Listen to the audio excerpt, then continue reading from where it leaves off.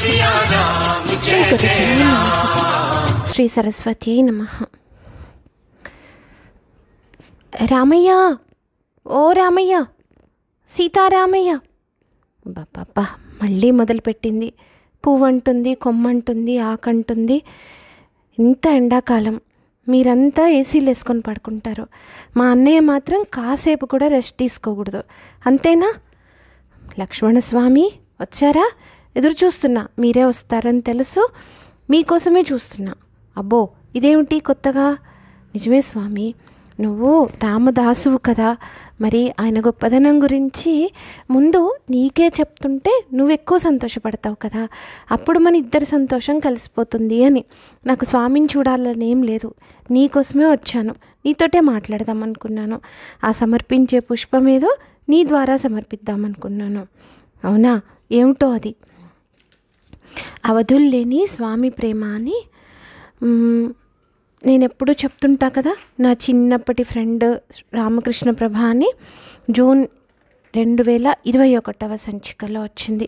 Doctor వెన్నేటి Suryanarayana గారి కథ నాలో, కథానిక నాలో, భావనామృతం నాలో, ఏదో ఒకటి, ఏదైతే అది. కానీ అద్భుతంగా ఉంటుంది. అదైతే ఇంతకుముందు విన్నావు కదా, నీకు తెలుసు కదా ఎలా ఉంటుందో.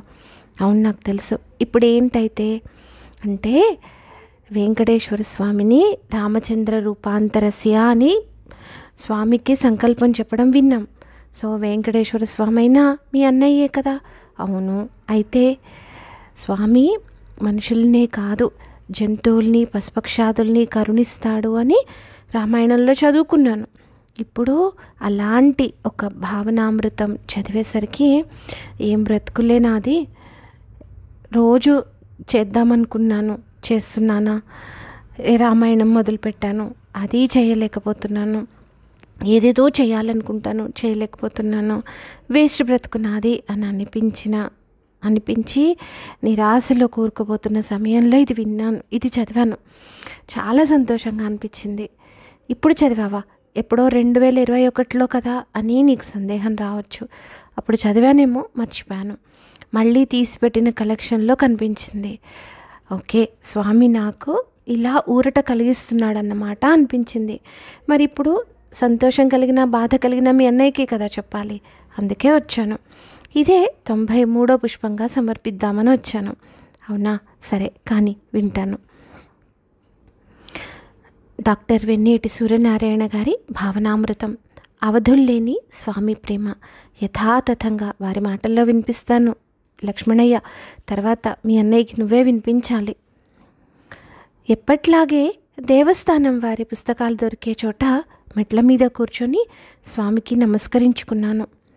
అటూ ఇటూ చూస్తుంటే ముందు కాళ్ళు రెండు ఒకదాని మీద ఒకటి వేసుకొని వాటి మీద తలపెట్టి నాతో ఏదో చెప్పాలన్నట్టు కుతూహలంతో చూస్తున్న కుక్క కనపడింది. 4 రోజులుగా చూస్తున్నాను. చాలా నీరసంగా, దీనంగా కనపడేది. ఎవరు ఆహారం వేసినా తినేది కాదు. అవసాన దశకు వచ్చేసి ఉండొచ్చు అని అనుకున్నాను.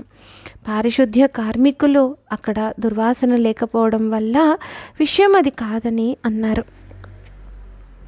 ఆ ప్రాణి నా వైపు చూస్తుంది, ఏదో చెప్పాలని. దాని కళ్ళు మెరుస్తున్నాయి, అజ్ఞానాన్ని తరిమేసే జ్యోతుల్లాగా. ఆ మూగజీవి అనుభవించిందంతా నా మనసులోకి ప్రవహిస్తోంది. దివిజ గంగ భూమికి దిగినట్లు దివ్య పరిమళం వ్యాపిస్తోంది ఆ మూగజీవి అనుభవం మాటల్లో.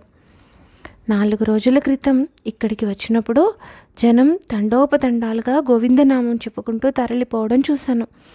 వారు ఎంత పుణ్యాత్ములు, వారిదెంత సుకృతం అనిపించింది. ఆ దరిదాపులకు కూడా వెళ్ళలేని నాది ఎంత క్షుద్ర జన్మ. ఈ జన్మలో ఆ భక్తులను చూస్తూ ప్రాణాలు విడిస్తే వచ్చే జన్మకైనా అదృష్టం పట్టి స్వామిని దర్శించుకోగలిగే యోగ్యత కలిగిన జన్మ దొరుకుతుందా? కాసేపటికి స్వామి ఎలా ఉంటారో అనిపించింది. ఆ పాదాలను శరణు వేయడం అనే హస్తం, ఆభరణాలు, తిరునామం. అసలు ఆభరణాలే ధరించినప్పుడు ఎలా ఉంటాడో, ఎలా చూడ్డం, ఎందుకు ఈ క్షుద్ర జన్మ వచ్చిందో. బయట కనపడే చిత్రాల్లో లాగే ఉంటాడా? ఇక తిండి సహించలేదు. చిన్న ముక్క కోసం మిగిలిన కుక్కలతో కలయబడ్డం, లాక్కొని తినడం, బలమైనవి కలబడితే పారిపోవడం, బలహీనమైనవైతే లాక్కొని సొంతం చేసుకోవడం, దొంగతనాలు. ఏముంది జన్మలో? నన్ను చూసి నాకే అసహ్యం వేసింది. ఏం చూసి నాకు దర్శనం చేసుకునే యోగ్యత గల జన్మ ఇవ్వాలి? ఆకలి నిద్రలకు దూరమైపోయాను. అలా ఎన్ని పగళ్ళు రాత్రులు గడిచాయో. కొండ మీదకి ఎవ్వరూ రావడం లేదు. అడపా దడపా కనిపిస్తున్న వాళ్ళు ముక్కుకి మూతికి గుడ్డలు కట్టుకొని దూరం దూరంగా మసులుతున్నారు. మనుషులు నాలాగే యోగ్యత కోల్పోయారా? ఇంకా దృశ్యాలన్నీ మసకబారుతున్నాయి. ఆలోచనలన్నీ స్తంభించిపోయాయి. ఒకటే ధ్యాస, ఆయన ఎలా ఉంటాడోనని. నాలాంటి క్షుద్ర ప్రాణుల మొర వింటాడా? అర్ధరాత్రి దాటింది. ఏకాంత సేవ కూడా అయిపోయి చాలాసేపు అయిపోయింది. ఎక్కడ అలికిడి లేదు. చిత్రంగా దీపాలు లేవు. గాఢాంధకారం. నా చూపు మహాద్వారం వైపే అతుక్కుపోయి ఉంది.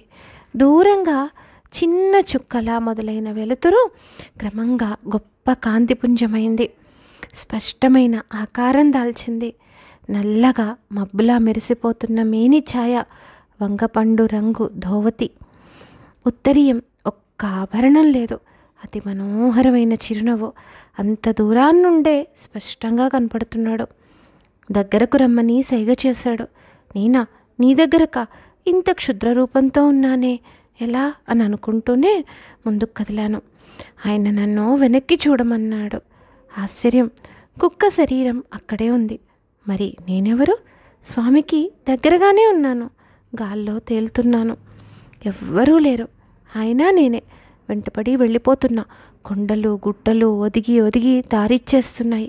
నిటారుగా నిలబడే గడ్డిపోచలు సాష్టాంగపడి మెత్తనైపోతున్నాయి. మొక్కలు మానులు తలలు వంచి తమ పుష్పాల పత్రాల మీది మంచు బిందువులతో స్వామి పాదాలు కడుగుతున్నాయి. చెట్టు కొమ్మలతో ప్రభంజనుడు వింజామరలు వీస్తున్నాడు. స్వామిదేమీ పట్టించుకోకుండా ముందుకు వెళుతూ ఒక సమతల ప్రదేశం చేరాడు. అక్కడ ఒక పెద్ద రాయి ఉంది. అకస్మాత్తుగా ఒక పులి పరుగున రావడం కనిపించింది. నేను భయం నుండి తేరుకునే లోపే ఆ రాతి మీదకి దూకి చర్మంగా మారిపోయింది. దానిమీద ఆయన పద్మాసనంలో కూర్చున్నాడు. ధ్యానం చేయనారంభించాడు. ఆయనలోంచి ఒక దివ్య జ్యోతి బయటకు వచ్చి మహాదేవుడిగా మారి వెంటనే స్ఫటికలింగ స్వరూపమై అక్కడ ఏర్పడిన ఉన్నతాసనంపై స్థిరమైంది. ఆ చుట్టూ అభిషేక ద్రవ్యాలు, మారేడు దళాలు, పువ్వులు సిద్ధమైపోయాయి. శుద్ధ జలం, తర్వాత పదార్థం, మళ్ళీ శుద్ధ జలం. వేదోక్తంగా అభిషేకం జరుగుతోంది. భస్మంతో, చందనంతో, పూలతో అలంకారమైంది. మళ్ళీ స్వామి అంగన్యాస కరన్యాసం చేసి ధ్యాన శ్లోకం చెప్పగానే మహాదేవుడు స్వామిలోకి తిరిగి వెళ్ళిపోయాడు. ఒక్క క్షణంలో అక్కడ జరిగిన అర్చన యొక్క గుర్తులన్నీ మాయమైపోయాయి. స్వామి తిరిగి ఆలయం వైపు కదిలారు. గమ్యం చేరాం. ఆయన నా వైపు చూశారు. ఆలయంలోకి వెళ్ళగానే కాంతిపుంజం అదృశ్యమైపోయింది. ఏం చూస్తున్నారయ్యా? ఆ కుక్కనా అన్న పారిశుద్ధ్య కార్మికుడి మాటలతో స్పృహలోకి వచ్చాను. రాత్రి 2 గంటలకి ఆ కుక్క చనిపోయిందయ్యా. విచిత్రం ఏమంటే ఒక అయ్యగారు వచ్చారు. అతన్ని ఎప్పుడూ కొండ మీద చూడలే. వెంటనే మమ్మల్ని పిలిచి మనుషులకి ఎంత ఘనంగా చేస్తారో అంత ఘనంగా అన్నీ దగ్గరుండి జరిపించాడయ్యా. మా అందరికీ బంగారు కాసులు బహుమతిగా ఇచ్చి ఎక్కడికో వెళ్ళిపోయాడు. స్వామి ప్రేమకు అవధులు ఉంటాయా? అసలు అవధులు ఉంటే అది స్వామి ప్రేమ అవుతుందా? ఎంత అద్భుతం కదా లక్ష్మణస్వామి. కళ్ళల్లో నీళ్ళు వస్తున్నాయా? నువ్వు పక్కనే ఉండి రామావతారంలో ఇలాంటి పనులు చూసావు కదా స్వామి. నాకెందుకు ఒక పక్షి అని అనుకోకుండా సీతమ్మ జాడ చెప్పిందని జటాయువుకు అంత్యేష్టి సంస్కారం చేశాడు కదా రామయ్య దగ్గరుండి. శబరిమాతకు మోక్షాన్ని ఇచ్చాడు కదా. వాలికి కూడా సఖాచరుడైనప్పటికీ చక్కగా అంత్యేష్టి చేయమని చెప్పాడు. రావణుడికి అంత్యేష్టి చేయమని చెప్పాడు. తప్పు తెలుసుకున్న వాళ్ళని దగ్గరుండి ఆదరించే స్వామి ఆయనే కదా. మరి ఏమవుతుంది? ఏ జన్మ అయితే ఏముంది? రాముడి సేవకు వినియోగపడితే చాలు కదా. ఉడతైతే ఏమిటి, కుక్క అయితే ఏమిటి, పిల్లి అయితే ఏమిటి, గద్ద అయితే ఏమిటి, ఏదైనా కూడా స్వామి సేవకు ఉపయోగపడితే చాలు కదా. అందుకేనేమో అన్నమాచార్యుల వారు శునకము బ్రతుకును సుఖమయ్యే తోచుగాని తనకదీనమని తలచుకోదు. శునకము బ్రతుకును సుఖమయ్యే తోచుగాని తనకదీనమని తలచుకోదు. మనసొడబడితేను మంచిదేది కానిదేది తనువులో అంతరాత్మ దైవమౌట తప్పదు. మనసొడబడితేను మంచిదేది కానిదేది తనువులో అంతరాత్మ దైవమౌట తప్పదు. ఏదాయనేమి హరి ఇచ్చిన జన్మమే చాలు ఆదినారాయణుడి అఖిల రక్షకుండు.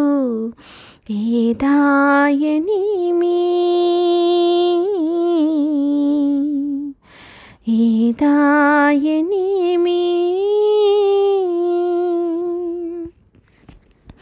నిజమే కదా స్వామి, విన్నావు కదా. ఇప్పుడు వెళ్ళి చెప్పు మీ అన్నయ్యకి, ఏ జన్మైనా ఇవ్వమను, కానీ తన నుంచి దూరం కానీ జన్మను ప్రసాదించమను. ఈ పుష్పాన్ని నువ్వే నీ చేతులతో అన్నయ్య వదిన పాదాలకు చేర్చు. ధన్యాస్మి. స్వస్తి.